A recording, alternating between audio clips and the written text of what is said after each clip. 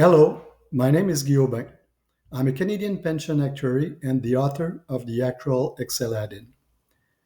The Actuarial Excel Addin adds functionalities to Excel workbooks to perform simple and complex actuarial valuation of pension plans and pension plan administration tasks like calculation of benefits, preparation of benefit statements, and preparation of annual statements. Since 2005, the add-in has been used by actuaries and pension plan administrators. Trial of the actual Excel add-in is available for free at the address appearing on screen. Welcome to this video, part of a growing series of tutorials. So let's turn off the camera and start the tutorial. I hope to see you there. Welcome to this Actuarial Excel Addin tutorial on the CIA function.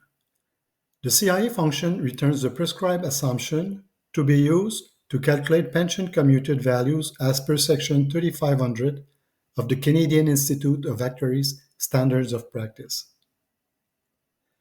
Syntax to use the function is quite simple. You need two parameters, a date and a code. Any date from a specific month will return the same values. Codes 1 and 2 will return interest rate for the calculation of unindexed pension value since 1988, code 1 for the select rate and code 2 for the ultimate rate. Codes 3 and 4 return the interest rate for the calculation of fully indexed pension commuted values, code 3 for the select rate and code 4 for the ultimate rate, valid since 1988 to November 2020. Code 5 returns the select period for the select rate in years. Codes 36 and 37 return the interest rate for the calculation of unindexed pension commuted values, 36 for the select rate and 37 for the ultimate rate, since December 2020.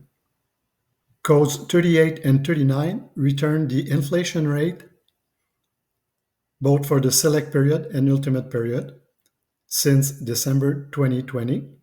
Codes 13 to 17 return the mortality assumption, and all other codes will return either an unrounded rate or a market index used to calculate the prescribed rate. Using the CIA function is very useful in doing benefit calculation and benefit statement. That completes this tutorial. I hope to see you soon. Bye.